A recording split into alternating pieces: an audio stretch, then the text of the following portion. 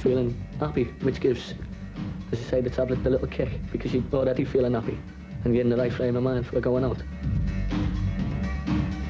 You get your problem inside the drinking clubs. You would see quite a few fights inside a nightclub where someone spilt a drink over someone and the other person don't like it, so they turn around and smack them. You're inside and someone doesn't like the look of you, so they kick off on you. But inside these clubs, you go out and you spill a drink over someone and they'll just laugh it off. They say, sorry lad, we know you didn't mean any harm. It's a world where you haven't actually got any worries. The only thing that matters is what's going on at the moment, and the thing that is going on at the moment is just intense happiness and having a good time. And everybody around you is sharing the same experience. In our world, in this world, then it's everybody together, and it's very much a collective social thing.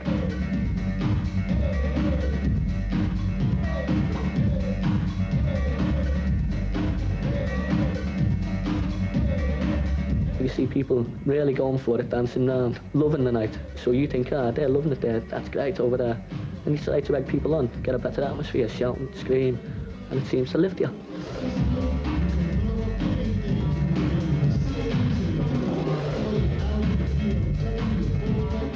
People feel very warm and loving towards other people. It's actually known as the love drug. It removes emotional barriers, increases awareness and heightened sensitivity, and increases confidence as well. It has all sorts of psychoactive effects. You're aware that there's other people all over the country doing exactly the same as you, having the same experience as you, and although you're not there, you know that it is a collective thing that's going on. It's good to be part of something that feels that good. Ecstasy does what other favoured dance drugs, like amphetamine and like LSD, don't do. It provides for the people who take it a tremendous feeling of togetherness. It's a drug which people can go out and cease to be private individuals, and they can enjoy collectively a sense of being which is completely unlike anything they've experienced before. You run up and hug people just because that's what you want to do. You're smiling at people, you're looking in people's eyes and their eyes are smiling back at you, and you're connecting on a level that you don't connect on with people who don't do ease.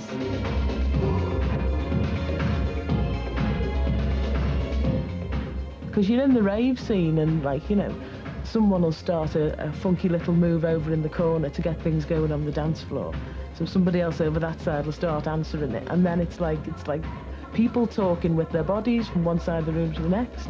And an hour later, everyone's in there and everyone's strutting and stuff, and it's you know, it's all happening. And everywhere you look, there's something different going on.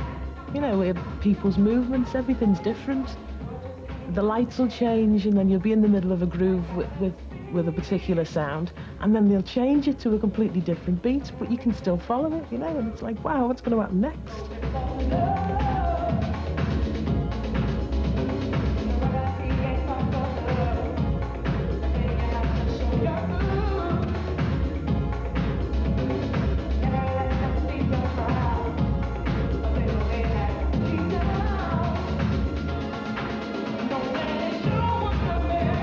Feeling great, feeling wonderful. Best I felt, really, tell the truth, for a long while. It's like, inside the club, and as I say, I've had me tablets or whatever they're called. But I'm in there, and the night's kicking off, just slowly starting, music lifting up, and that. As soon as you're coming up, like, I feel like a cushion of air's just come between my feet, lifted me off the dance floor. All waves are like rushes all over my body. It's great.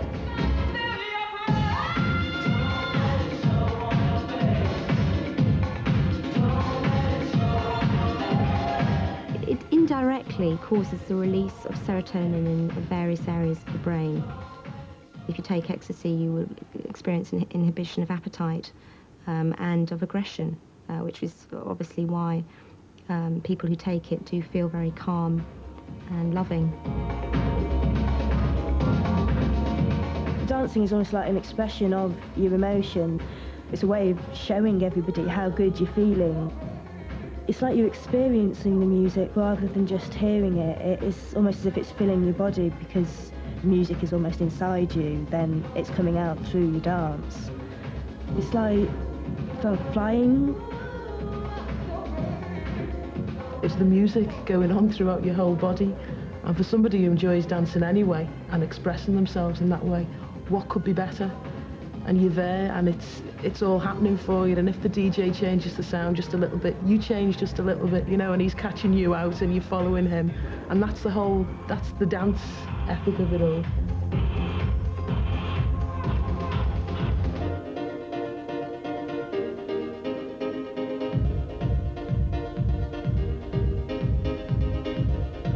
You walk into the club 10:30, 11 o'clock, and it's sort of mellow. The beat's there, the buzz is there, and then you find your spec.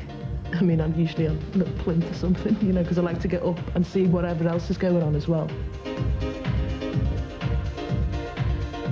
And then the DJ takes you, and he'll have you right in the palm of his hand with the sounds that he's playing, and he'll mix them. And for me, I mean, I've always liked dancing. Years ago, I used to be, oh, you can't dance with Jo, she's dead weird, she's all over the place. You know, one of them, and it'd be embarrassing for people to dance with me, which is fair enough, I don't care.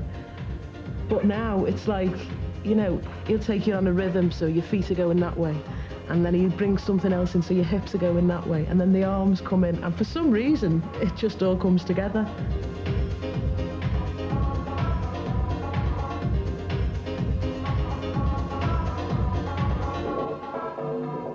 There have been a number of fatalities from ingestion of very low doses of ecstasy, and it is therefore a potentially dangerous drug. However, if you're still determined to take it, it's important to make sure that you drink a lot of soft drinks and replace fluids, don't get too hot, and don't dance for too long. However, that still doesn't eliminate the risk of developing a very severe reaction.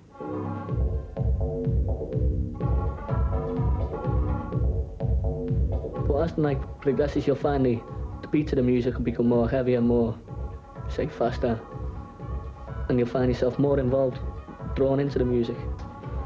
And I find as the beats are heavier and faster, you find yourself blocking yourself out from people around you if you want to. And you go into a sand-side thing where you're just involved in your dancing, you feel so comfortable in your dancing, like a floatedness.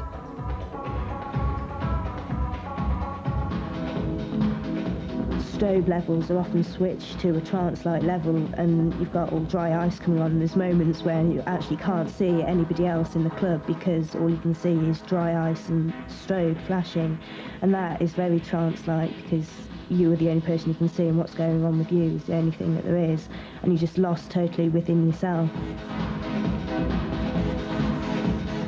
Dance is when it's as if them people around you have suddenly disappeared, but they're still there, you know they're there, you can see them. But you're more involved in yourself and you're dancing. You feel very floaty, and as I say, your mind's travelling. As I say, with this feeling of ecstasy, it's just travelling. No thoughts going through, all you can hear is the music, and you feel like you're part of the music as you're dancing and dancing.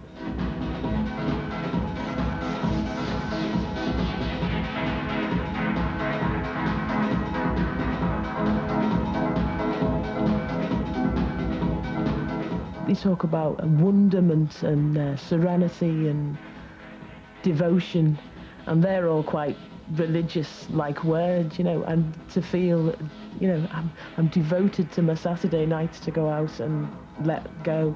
And plus some of the images that are conjured up that you see in clubs, you know, people reach into the skies as such, reach into the lights as they're doing, looking up to the light, the lasers that are going on.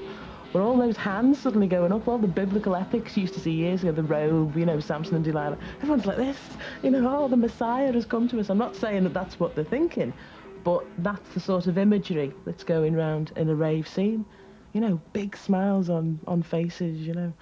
Whereas in Monday to Friday, you walk round Liverpool city centre and everyone's going their own little way, you know, and then suddenly on a Saturday night, all these same faces like, "All right, how are you?" You know, and they're throwing their arms around you, and all those kind of images.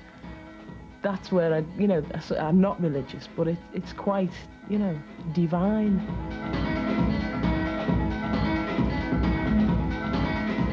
It is a very freeing thing. Your emotions are freed from any ties of thought or restrictions.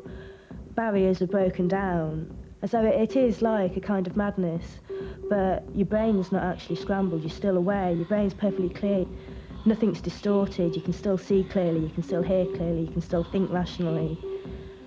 And so it's not like a total alter ego where you're a gibbering wreck sort of madness. It is an ecstatic madness. I mean, that's why it's called ecstasy, because it is an ecstatic experience, and the definition of ecstasy is beside yourself, and it is like being beside yourself. It's like a new part of you that's just coming out in a pure way. It's just pure emotion coming out. And if emotion's madness, then yes, it is madness.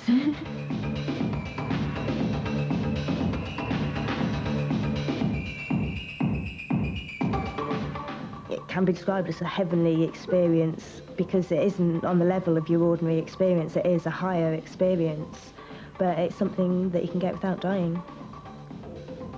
You don't have to wait for death to experience ecstasy or the feeling ecstasy. So you can get it while you're alive, and you may as well, because you're not. There's no guarantee you're going to get it when you're dead, is there? After the clubs close, most ravers return to private parties or chill-outs where they can continue to dance or just unwind as the effects of the drug wear off. The chill-out brings everybody a lot closer. You're close out in the evening and hugging on the dance floor, but it's more of an emotional closer, whereas when you're sitting and chatting, you feel the links between the people in the group.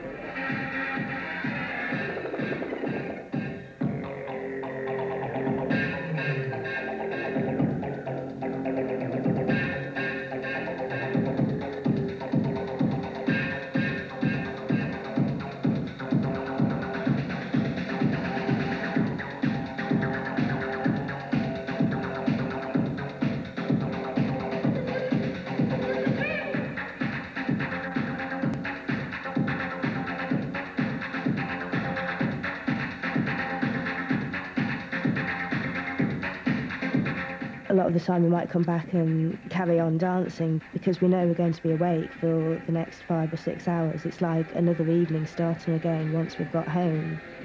But it is an important part of the evening, and it is part of the thing for us.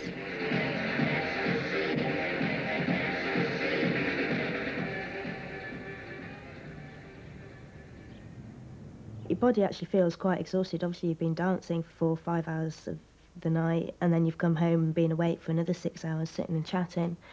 So you do actually feel quite exhausted, and your mind feels quite tired. Sort of you're in a daze, but you can still function, you can still go out and do things, and it's always nice to go down to somewhere like the Hologram Shop, go and do something nice. If it's a nice day, go out, because you just feel just calm and peaceful and quite content and happy with what's going on. You're not back to your normal state of mind where you can sit and write an essay or something like that, but it's quite nice and gentle.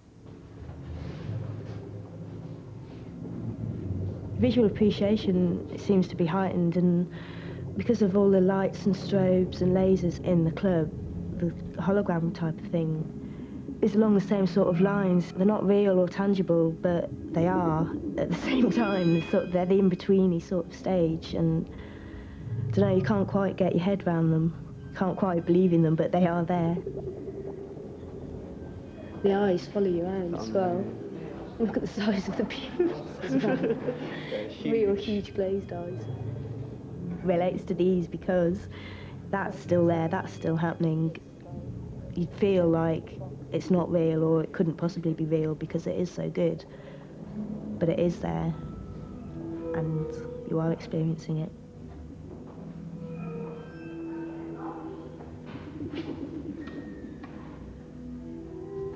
Friends that we've known before E and after E, there is a personality change, but for the better. You're more aware of how your actions are affecting other people because you're aware of your own emotions. You're aware that you can tell people the truth. There's a level of understanding, I think, that people have got. They know what experience each other has had, and you've got a certain level of communication between you before you've started talking to them. And so it's a sort of deeper level and more personal, and you admit things to yourself about yourself as well. You find out things about yourself that you maybe wouldn't have found out. Oh, the space makers. Oh, that's... Now it starts going potty. Must be quite hypnotising as well. Oh! Well, the beauty of the rave is that although one's transported to a separate level, a new realm, one doesn't have to answer questions. All the questions are answered in the immediacy and joy of the celebration that is the rave culture. It's not an experience which one has to question. What one has to question, and question very deeply, is why it is one has to come back from it. And one of the problems with wonderful experiences is that they don't go on and on and on. They end. They stop. And from that point of view, ecstasy and the wonderment it produces is intrinsically problematic. The Poisons Unit actually have quite a few reports of people who take it and feel very agitated and experience anxiety and panic attacks, and actually on the whole experience dysphoric reactions to it. So it doesn't always cause these wonderful effects. When young people are suffering from the psychological aftermath of regular ecstasy use, they involve themselves in introspection and self-analysis, which is frequently very painful, and for which they're very ill-equipped. One young person phoned me up and said, "I'm beginning to think about the size of the universe and religion, and I don't like it." Well, if ecstasy is taken frequently, the good effects appear to diminish and the bad effects seem to increase. People often take more tablets to try and achieve the same effect, but it usually results in an increase in the negative side effects. I went down to a nightclub down in London and had a very scary night that night. Don't know whether it was paranoia myself, but a lot of it was caused by what was really going on inside. I was feeling great beforehand. Since then, I've noticed I've been paranoid all the time. I can settle down with about, say, 2 or 3 people in a room and be comfortable with them, but once there's more in the room, I'm just like paranoid, think people are out for me, out to get me. Because at the time you could probably put that bad experience down as a kind of one-off. Yeah. You were in London, it went wrong. Is that what you did? Yes. And you carried on? But carried on doing what I was doing. Yeah. Yeah, I carried on because I put it behind me. Yeah. Both sides put it behind me. But I noticed after that, I was paranoid of people all the time. Yeah. Getting really scared. And Yeah. soon paranoia started developing real bad. And did you talk to your friends about that? Talk to my friends, but some friends didn't know. They hadn't been through it themselves, so they didn't really understand. So that sort of makes it worse, doesn't it? Yeah. When you're trying to get across. Trying to speak to people and they don't understand. They're thinking, no, it's just your... No, they're telling you it's just your head. When you were using lots of ecstasy regularly, did you find you lost weight? I found I lost weight when I was using lots of ecstasy, but really I didn't notice my weight loss for a while. I was out dancing, didn't really weigh myself and that. But it come to a point where I was inside a nightclub one night and it just didn't work anymore, because this was the first time. Suddenly found myself breaking down, really feeling exhausted. And when you're recovering from a rave, you've probably got a lot of time on your hands, plenty of time to sit down and think about why it can't be like that all the time. You've come back from an experience which you really value to one which increasingly seems dull and boring and pointless. And that's the stage at which you begin to feel lonely and isolated and paranoid. And that's the stage where it's really very helpful if you can find something that can keep your mind and body occupied, so that you aren't simply sitting it out till the next rave.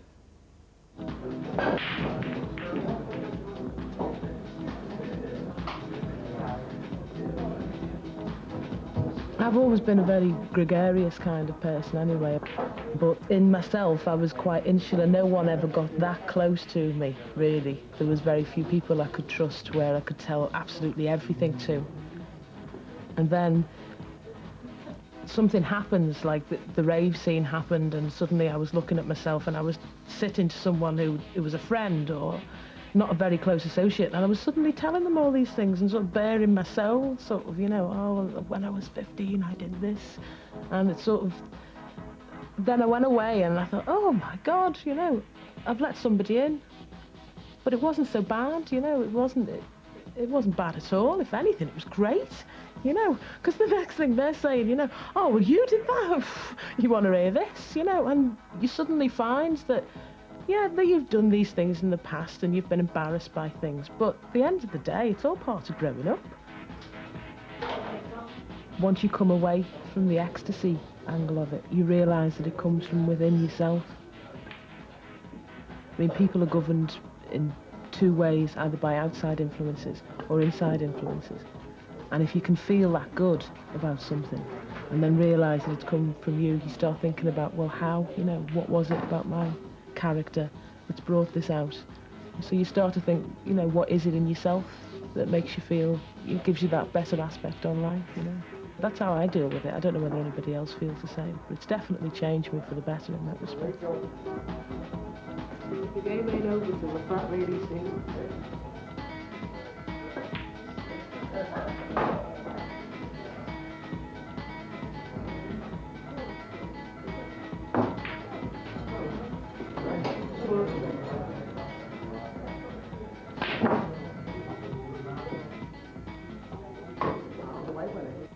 When you've experienced pure emotion, if you like, you can appreciate what poets like Shelley or whatever are talking about, because they've got a deeper awareness anyway of emotions such as that, and the way that they're talking about things is put in a beautiful way.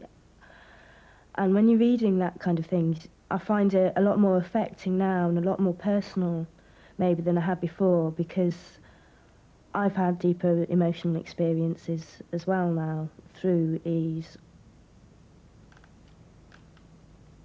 So those who are granted a foretaste of this, and very few have the good fortune, experience something which is very like madness.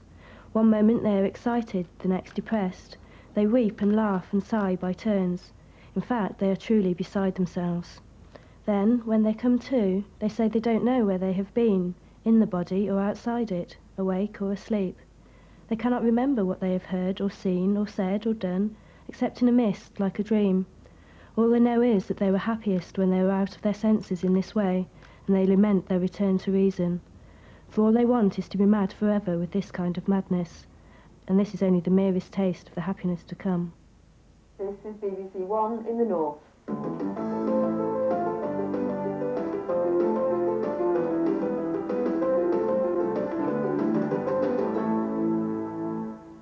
Good afternoon, the headlines. I tend to think too much, worry, because I am a worrier myself. I think too much, think of, say, what problems I've got and what worries I've got, and I just build them up and blow them all out of proportion nearly. Make them bigger than what they are, which makes me more paranoid. Cost £46 million. I take up most of my mornings through the week by going to job club, which is every Tuesday to Friday, 9:30 till 12:30. Job club's very important because of a day I have nothing to do myself, so it keeps my mind occupied for just a few hours a week, which is better than nothing. Well, I'm trying to find work in scaffolding at the moment. Well, it does a lot with your mind really as well. No, you kept busy all day, doing a lot of lifting, but you got to use your head a lot.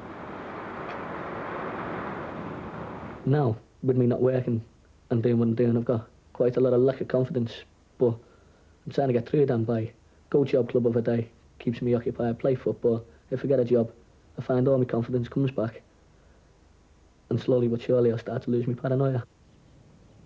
Ecstasy has affected a few young people in a very different way, causing violent and in some cases fatal physical reactions to the drug. There have been at least 12 deaths reported since 1988. Now, 10 of those have been confirmed as being due to ecstasy ingestion, and most of them were actually very low doses, between 1 and 5 tablets. We only had 6 reported to us at the poisons unit. All were confirmed. Now, there have also been at least 6 very serious near-fatal reactions. One of these cases, Julian, took a single tablet of ecstasy in June 1991. We were in bed. I heard the phone, so Bill was fast asleep. So I ran down, and then it's the hospital, and they said, we've got your son here. Can you come down as soon as possible? And we went through, and we heard this terrific, horrible...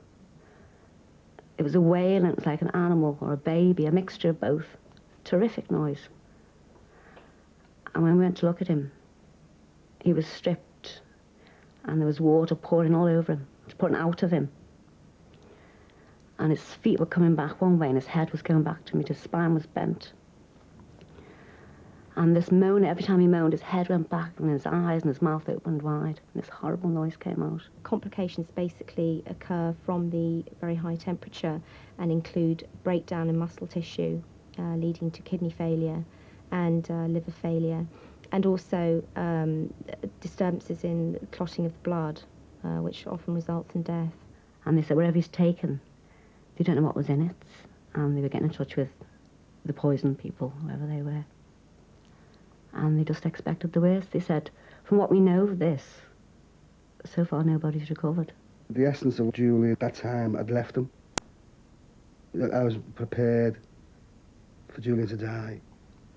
Once the blood starts to clot abnormally, it's very touch and go, really. I mean, blood transfusions are given, but it's an extremely serious reaction. They still couldn't get the blood to clot, so there's still no definite answer. He could have come back brain-wise, but his body wasn't functioning.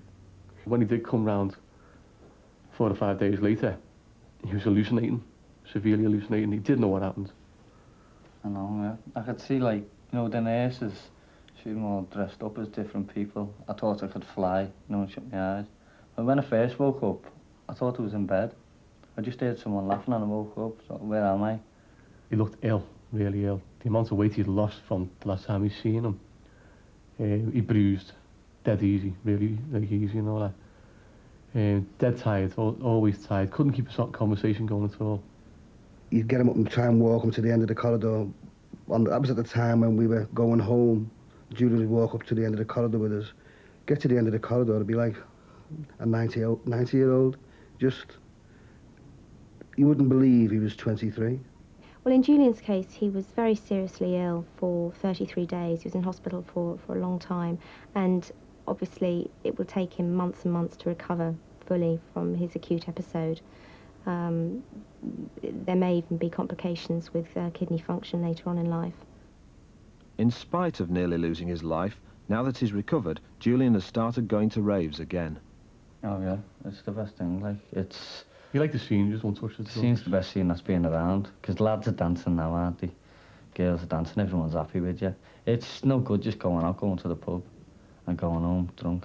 Like, I don't like alcohol that much anyway. Nobody does, do they? No. We know that long-term chronic use of alcohol and cigarettes can lead to death, but we don't know. There's just not enough information on the long-term effects of ecstasy in humans. Evidence from animal experiments suggests that it may possibly cause brain damage in humans. I think the younger you are, the less able your body and your mind is to cope with such an intense experience. And I think that maybe there are going to be more problems in the future because of the extent that it is spreading.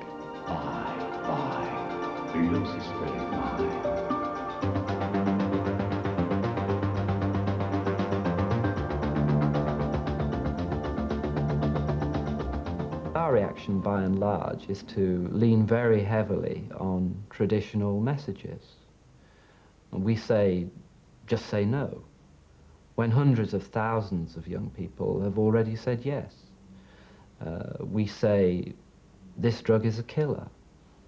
There have been a tiny number of tragic deaths associated with this drug. But by and large, it's much less dangerous than some of the legal drugs around. We're coping with it very badly. There's absolutely no chance of us controlling it. Young people, whether we like it or not, have taken a decision. And we really have to locate ourselves in respect of that decision.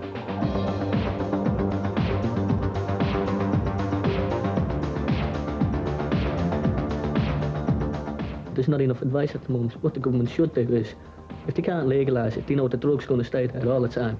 It's going to be there. What they can do is advise people, if they are going to be taking this drug, not to hammer it.